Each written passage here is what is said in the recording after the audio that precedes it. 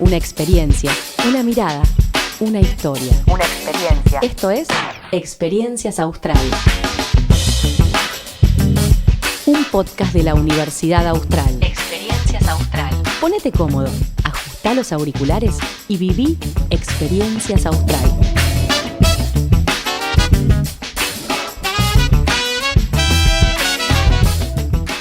Te invitamos a escuchar el episodio número 6. Mi nombre es Lorena Vilanova y hoy me acompaña Gastón del Río. Él es doctor en psicología, especialista en logoterapia y análisis existencial. Es miembro fundador de FUCLAE, Fundación Centro de Logoterapia y Análisis Existencial. Actualmente es profesor del Instituto de Ciencias para la Familia, de la Escuela de Educación y de la Facultad de Ciencias Biomédicas de la Universidad Austral. Dicta materias sobre personalidad, vínculos, logoterapia y análisis existencial, y felicidad y dolor. Conocé a quienes forman parte de la comunidad austral. Bienvenido, Gastón, ¿cómo estás? Hola Lorena, muchas gracias por esta tan linda invitación. Bueno, un placer tenerte aquí en Experiencias Austral. Me gustaría comenzar preguntándote qué es la logoterapia, para qué sirve y cómo podemos aplicarla en el día a día.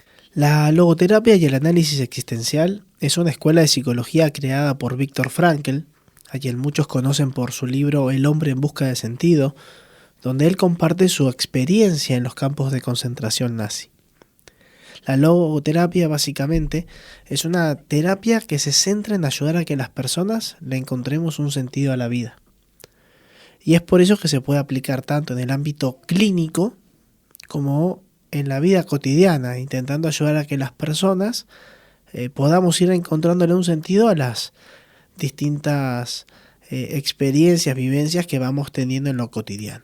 Hablemos un poco de la universidad y de tus clases. Me gustaría que nos cuentes qué se lleva el alumno y qué tipo de dinámicas propones en tus clases. Por lo general en mis clases yo intento que haya una conexión entre lo teórico y lo práctico. La psicología surgió siempre desde la observación de comportamientos de las personas, entonces todo lo que se enseña se tiene que aplicar en la vida cotidiana. Entonces, lo que hago generalmente es abordar los conceptos teóricos y luego ir ayudando a que cada estudiante pueda ir comprendiendo ese concepto y aplicándolo en casos clínicos, en testimonios, en películas, es aplicarlo en la vida cotidiana. Porque en el fondo es algo vivo lo que estamos aprendiendo. Si no nos quedamos con la teoría, ¿no? Y lo difícil por ahí es llevarlo a la práctica. Exactamente, y justamente el valor también de la teoría, porque es aprender a mirar que hay un montón de fenómenos que nos van pasando a nosotros, y mientras más amplia tenemos la mirada de las personas, mientras más sepamos, vamos a tener más recursos para ver desde dónde poder acompañarlas y ayudarlas. En una columna que escribiste sobre el poder de los hábitos de la salud mental, hablas esto de descubrir el sentido de la vida como un último factor protector de la higiene mental. ¿Qué consejo, recomendación o estrategia podrías darle a aquel que aún no encontró un sentido en su vida? Viktor Frankl, él plantea de que el sentido de la vida es único, personal y situacional. Es aquí, ahora y para mí. Es por eso que en todos los momentos, dice él, tenemos la posibilidad de encontrarle un sentido a lo que nos toca vivir. Y tenemos todos los recursos para poder hacerlo. Después, hay un montón de otros factores que inciden en que no lo hagamos. Y él dice, todas las formas de encontrarle sentido a la vida las podemos englobar en 3 tipos de valores. Él dice, están los valores de creación, que es cuando uno le encuentra sentido a la vida brindando, aportando, haciendo algo al mundo. Tal vez preparar el desayuno a alguien, ordenar tu cuarto, estudiar lo que tenés que estudiar. También le podemos encontrar sentido a la vida, dice él, por medio de los valores vivenciales, que es cuando tomamos algo del mundo para nuestra riqueza personal, que en el fondo es el otro lado de la moneda. Por ejemplo, escuchando música, viendo una obra de arte, escuchando una clase, compartiendo con amigos. O bien, dice él, la tercera forma es por medio de los valores de actitud, que es ante una situación de sufrimiento inevitable en el cómo nosotros lo vamos viviendo. Él dice, en todos los momentos hay oportunidades de encontrar algún valor, algún sentido a través de este tipo de valores. De hecho, muchas personas le encuentran sentido a su vida sin nunca preguntárselo. Claro. ¿Sí? Pero dice, es un factor protector porque hay suficiente evidencia científica de distintos lados que habla de que el descubrimiento del sentido es un factor protector en amplio espectro. Nos ayuda a tener más estrategias para afrontar situaciones de estrés. Suelen ser personas más felices. Suelen ser personas más exitosas, aquellas que le encuentran sentido a la vida.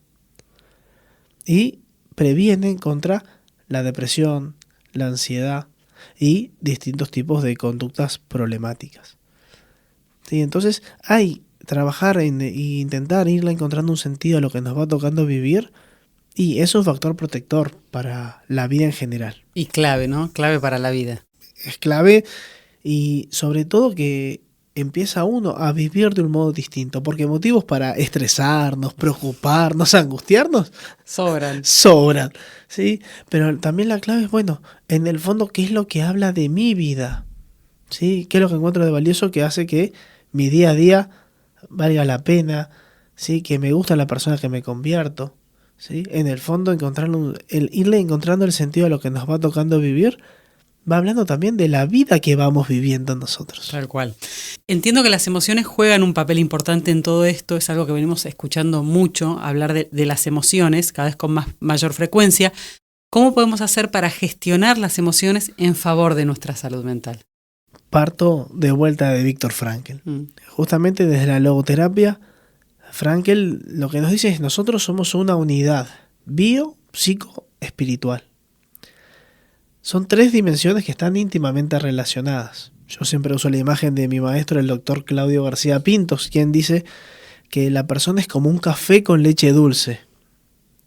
Tenemos lo biológico, que podría ser el café, lo psicológico, que podría ser la leche, y lo espiritual, que podría ser el azúcar. Si lo mezclo, lo que tengo es un café con leche dulce. En todos nosotros están estas 3 dimensiones. ¿Qué pasa con lo emocional? Somos seres emocionales. ¿Pero qué es primero? ¿Lo que siento, lo que pienso o la reacción de mi organismo? Entonces, desde la psicología, algunas escuelas ponen el foco en un lugar, otras en otro. Pero lo que sí seguro sabemos es que somos seres emocionales. Entonces, algo que tenemos el desafío en nuestra cotidianidad es de, por un lado, reconocer qué es lo que sentimos. Por el otro lado, reconocer qué es lo que nos hace sentir lo que nosotros sentimos. Si cada vez que yo veo que está mi cuarto desordenado, me enojo, y bueno, sé que mi cuarto, ahí hay algo que me está generando esa emoción. Bueno, ¿qué puedo hacer yo para afrontar esa situación de un momento distinto? Sé que vienen los momentos de exámenes y mi nivel de ansiedad y de estrés es altísimo. Bueno, ¿cómo puedo ir generando lo que yo llamo esas compuertas para gestionar la emoción? Porque uno se va preparando. Si cada vez que voy a ver un partido de fútbol me pongo nervioso, y bueno, ¿cómo hago para vivir esa experiencia de un modo más saludable? Prevenirnos, ¿no? Prevenirlo, pero para eso necesitamos reconocer qué sentimos, reconocer qué es lo que nos lo genera y empezar a pensar y buscar cómo poder regular y gestionar esa emoción que tenemos. Porque muchas veces las emociones se van generando en cascada y actuamos de un modo que nos genera una emoción más negativa para acorde a lo primero que lo había generado. Y entonces de ese modo ya nos olvidamos de qué empezó todo esto, de dónde empezó todo. El primer paso sería reconocerlo. Primer paso es reconocerlo. Segundo paso es cuáles son las situaciones que a mí me lo generan. Tercer paso es ¿con qué cuento para poder gestionarlas? ¿Sí? Hablando con un amigo, llorando, escribiendo. Porque muchas veces nosotros actuamos la emoción y no la gestionamos. Y sentir siempre vamos a sentir. Y además, un datito extra, detrás de cada emoción, por lo general hay algo que nos importa. Y muchas veces no sabemos qué es lo que nos importa. ¿Sí? ¿Por qué me enojo llegando tarde a un lugar? Y tal vez me parece valioso la puntualidad. Bueno, si me parece valioso y me organicé mi vida para intentar llegar puntual, o hice todas las corridas. Bueno, también seamos coherentes, porque nosotros lo que surgen, las emociones que surgen en nosotros, surgen de modo involuntario, uno no elige qué sentir. Pero sí podemos ver qué hacer con lo que sentimos. Esto es Experiencias Austral, un podcast de la Universidad Austral. Bueno, retomando el tema del poder de los hábitos de la salud mental. Sabemos que tener hábitos saludables nos ayuda, digamos, a prevenir enfermedades, a sentirnos de manera más saludable. Y cada vez también escuchamos más hablar de salud mental y de higiene mental. Pero, ¿de qué hablamos cuando hablamos de estos dos términos? A ver, cuando se habla de salud mental desde la OMS, se considera el bienestar emocional, psíquico y social que nos permite afrontar desafíos de la propia vida y cómo vivir en comunidad. Cuando se habla de la higiene mental, son esos hábitos que permiten gozar de uno mismo y estar en armonía con el entorno. En el fondo van de la mano. El tema está en que nosotros en nuestra vida cotidiana tenemos múltiples hábitos y que no todos promueven la salud mental y por lo tanto la higiene mental. Entonces, gran parte del desafío está en prestarle atención cuáles son esos micro hábitos que vamos teniendo que van promoviendo la salud mental y por lo tanto la higiene mental. Hoy el gran desafío y el principal responsable de que esto suceda es cada uno. Y voy a un ejemplo muy simple. Si yo voy escuchando las noticias que me generan ansiedad y estrés, y seguramente mi higiene mental no estaría siendo afectada y mi salud mental se puede ver afectada. Bueno, ¿cuáles son aquellas cosas que yo encuentro que me hacen bien, que contribuyen a mi bienestar psíquico, emocional y a la comunidad donde yo estoy? Esa es gran parte del desafío que tenemos en lo cotidiano. Me gustaría que nos expliques por qué es tan importante, así como cuidamos la salud física, ¿no? Y hacemos ejercicio y nos ponemos en actividad física, también es importante cuidar esta salud mental, ¿no? Nosotros muchas veces con el tema de la salud mental es como que corremos el colectivo de atrás. Hacemos algo cuando ya chocamos o cuando lo perdimos. Nosotros somos una unidad bio-psicoespiritual. De hecho, las investigaciones, no todas, pueden delimitar hasta dónde es algo biológico, hasta dónde es algo psicológico. Pero saber que es importante la salud mental es empezar a poner ciertos hábitos en nuestra vida cotidiana como urgentes. Nosotros, después de la pandemia, aprendimos lo que es un DNU, ¿sí? Y a mí me gusta hablar de lo que es un DNB, ¿sí? Un decreto de necesidad básica, pero tiene que ver con uno, ¿sí? Que uno es el principal responsable, ¿sí? ¿Por qué? Porque justamente, ¿cómo priorizo mi salud mental desde el bienestar, desde el cuidado? Es responsabilidad de cada uno, porque de la afuera me pueden correr con muchas cuestiones, con muchas presiones, exigencias, pero ¿y yo cómo me vinculo con ese afuera? ¿Qué momentos de autocuidado tengo? Por eso es importante, porque somos esa unidad biopsicoespiritual y esto es algo que se va haciendo en el día a día. Y lo pongo en una imagen muy simple. Supongamos que nos sentamos en la computadora y nos sentamos sin apoyar la espalda. Lo más probable que al final del día nos duela la cabeza, porque tuvimos una mala postura con la columna. Algo parecido pasa en el día a día. A veces no lo vivimos del mejor modo posible. Y lo que sabemos que nos hace bien, no le damos lugar. Es lo primero que tachamos de la agenda, ¿sí? Y la salud mental termina siendo algo secundario que nos ocupamos cuando se rompa. Cuando ya está el problema. Cuando ya está el problema. ¿Cuáles serían para vos los principales hábitos saludables y en qué orden los colocarías y por qué? ¿Hacemos una lista? Es muy difícil la lista. Te lo voy a responder de dos formas.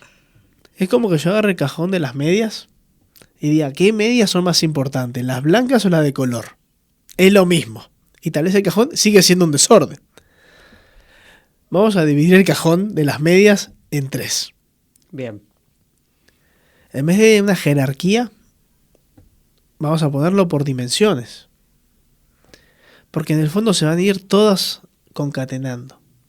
Desde lo biológico nosotros podemos hablar de temas como la alimentación saludable, un buen descanso, el sueño, la actividad física, que son todos factores que contribuyen a la salud mental. Por otro lado, desde la dimensión psicológica, hay algunos aspectos que son vitales, como estar en contextos saludables, tener vínculos saludables, fomentar aquellas amistades, relaciones que nos hacen bien, son factores protectores. Y en tercer lugar, que ya hablamos al principio, el gran desafío de poder ir encontrando un sentido a lo que nos va tocando vivir. Cada uno tiene sus beneficios, ¿sí? Y todo contribuye a la salud mental.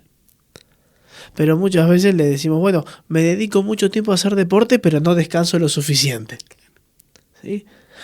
Voy a trabajar, que es importante, pero no le dedico tiempo a mis amistades que me hacen bien. Me la paso estudiando en la facultad, pero no intento tampoco cultivar un vínculo de amistad o de compañerismo con la gente que comparto el día a día. Entonces, la salud mental es algo que se va promoviendo. Es muy difícil el orden, pero seguro es prestar atención a estas tres dimensiones y cada uno tendrá su desafío. La pregunta que me surge ahora es ¿cómo hacemos para formarnos en esos hábitos saludables? ¿Cuáles serían como esos primeros pasos que tendríamos que dar para consolidar estos hábitos y llevar una vida más ordenada? También saber si hay una edad o por ahí un momento del año en el que podemos tener mayor éxito con este propósito. Empiezo de atrás para adelante. La posibilidad de tener éxito es a partir de cuando uno empieza a hacerlo. Sabemos que muchas veces corremos con ese riesgo de la dieta de los lunes, que solamente dura el lunes, ¿sí? ¿Cuándo empecé a hacer lunes? Y después, ¿qué termina pasando? El lunes solo quedó. A ver, Frankl decía, la decisión de hoy es el instinto de mañana. Si nosotros queremos ir forjando hábitos, tenemos que ponerlos arriba de la mesa y ponerlos como prioridad. Va a llegar un momento que tal vez no salgan solos. Por eso el gran desafío de esto que vamos a hablar es que no sea algo extraordinario, sino que sea algo ordinario, ¿sí? Por eso lo primero y fundamental es reconocer mi vida. ¿Cómo es mi vida cotidiana? ¿Cuáles son mis ritmos? ¿Cuáles son mis obligaciones? Hace un tiempo hablaba con una chica que me contaba que iba a ir al gimnasio de lunes a viernes todos los días. Hicimos un ejercicio con la cantidad de horas que trabajaba, que estudiaba, sin contar el transporte, y técnicamente se tenía que levantar a las 5 de la mañana para ir al gimnasio, acostándose a las 12 de la noche. No era viable. Entonces, lo primero es, partamos de una realidad. ¿Cómo es mi realidad? Lo segundo es, ¿cuáles son los hábitos reales y posibles que veo en mi vida hoy? Tal vez me gustaría ir al gimnasio todos los días y entrenar 2 horas. ¿Hoy puedo? Veamos lo ideal y lo posible de ahora, ¿sí? Bueno, ¿qué es lo mínimo y qué es lo que me gustaría? Porque lo mínimo es lo que uno tiene que empezar a cuidar. Son esos, yo llamo, son esos hábitos religiosos. Esto no lo negocio. Bueno, estoy en época de exámenes. Bueno, pero poder ir a entrenar 1 hora favorece tu plasticidad neuronal, reduce tu nivel de estrés, por lo tanto aprendes mejor. ¿Sí? Te favorece al final. Favorece al final. No sé de dónde se sacó este mito de los pasillos de las universidades, de la noche heroica, ¿sí? Los estudios que tenemos hoy, sobre todo desde la neurociencia, nos muestran que un buen descanso garantiza un buen estudio. ¿Sí? La práctica del deporte también flexibiliza para estudiar mejor. Sentirse uno contento, cómodo, feliz con la vida que va llevando también. Entonces, fijémonos qué dejamos afuera en la balanza, porque tal vez el error es de planificación, ¿sí? Y un error de ejecución termina siendo un error de planificación. Entonces, también que sean reales, posibles. En la psicología deportiva hay un concepto muy lindo que es la teoría del 1%, que hay que ir haciendo un 1% cada día para ir llegando a esa perfección. Hay que intentar mejorar un 1%. Entonces, ¿cómo se pueden ir haciendo? De vuelta. ¿De dónde partimos? Que sean reales y posibles, con la teoría del 1%, y empezar a ver cuáles son los que no se van, los hábitos religiosos, que no se van a negociar. Y a partir de ahí tener en cuenta qué es lo ideal y qué es lo posible. Y voy a un ejemplo muy concreto. Época de exámenes. Cerca del 80% lo vive con mucho estrés en la universidad. Es un momento de estrés. Es cerca del 80%, vamos a poder hacer, y un 20% que no dijo la verdad. Entonces, Que ese estrés no ves a lo largo de la cursada. no, pero de repente van cursando y son 2 meses fatádicos. ¿Sí? Porque ahora, en este momento del año, empieza el año y uno está bárbaro. Pero de repente y hace todo un diseño. ¿Sí? Bueno, nada de preguntas. Hace todo un diseño. Voy a ir a yoga 2 veces por semana. Voy a ir al gimnasio 3. Me voy a juntar con mis amigos a hacer tal cosa. Y en el medio la facultad. ¿Sí? Más la vida cotidiana con todos los emergentes que nos pueden ir surgiendo. Entonces, y no hay problema, porque uno parte del terreno ideal que a uno le gustaría, desde el deseo. Después está la realidad, ¿no? Después está la realidad. Y también está el desgaste que uno va teniendo. Por eso el gran desafío está en cuáles son los hábitos religiosos, cuáles son esos momentos innegociables, sabiendo que tal vez al principio del año, por ejemplo, está más expandido. Y tal vez entreno 3 veces por semana. Y por ahí en la primera etapa del año, en el primer semestre, hago una cierta rutina que después en el segundo semestre no la voy a poder sostener. Exactamente. Y tal vez es decir, hago de marzo a mayo una rutina que la ajusto en junio y julio. Y tal vez en agosto se revé. Pero de vuelta, ¿cuál es este DNB? El decreto de necesidad básica. ¿Cuáles son esas cosas que yo quiero que hablen de mi vida, que sean parte de mi vida, que me hacen bien que sean parte de mi vida?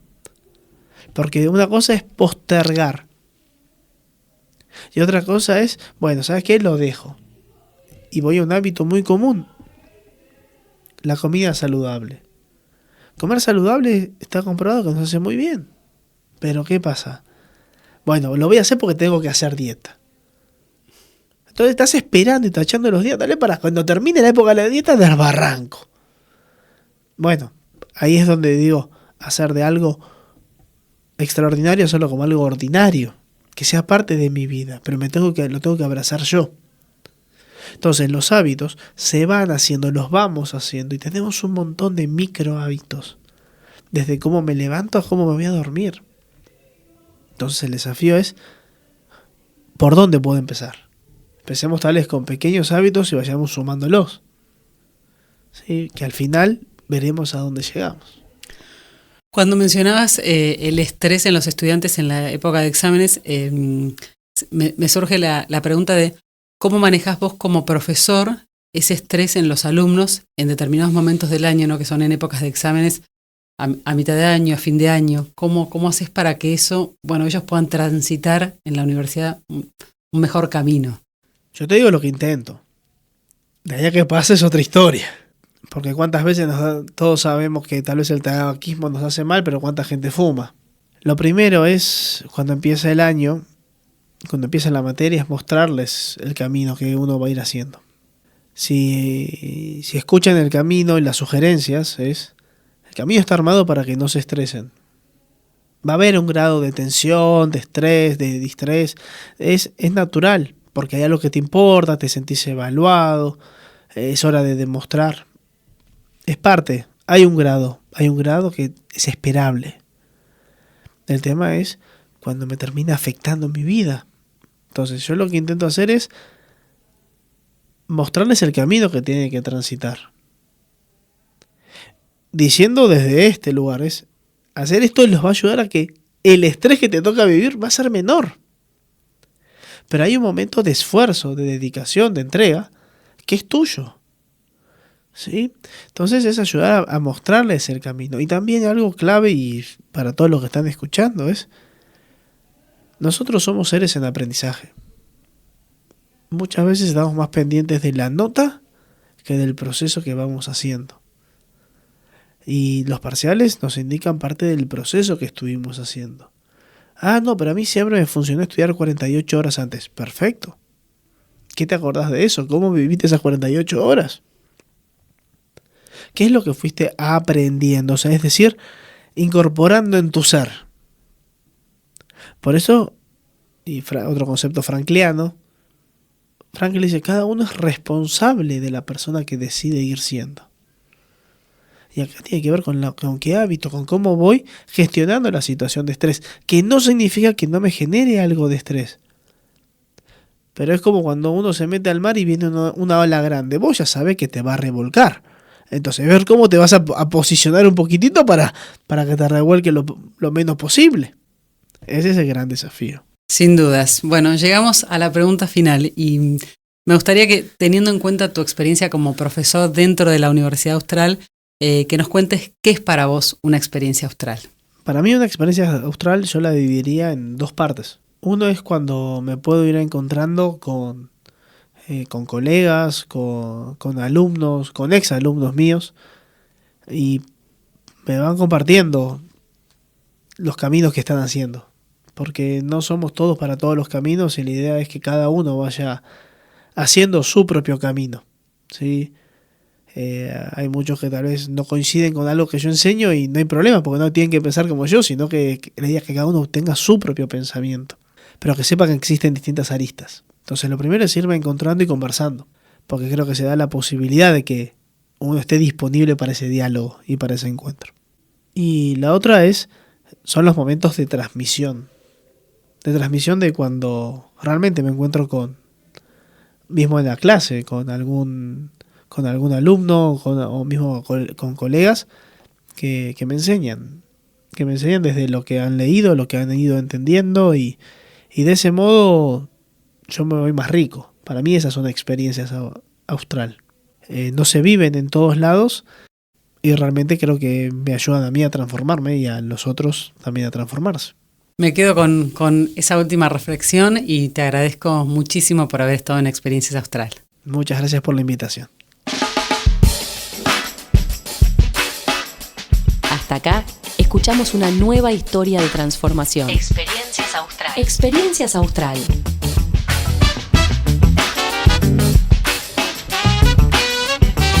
Una mirada, una experiencia. Experiencias Austral. El podcast producido por la Dirección de Comunicación de la Universidad Austral, con la conducción de Lorena Vilanova. Si te gustó, compartila, suscríbete a nuestro canal y no te pierdas ningún episodio.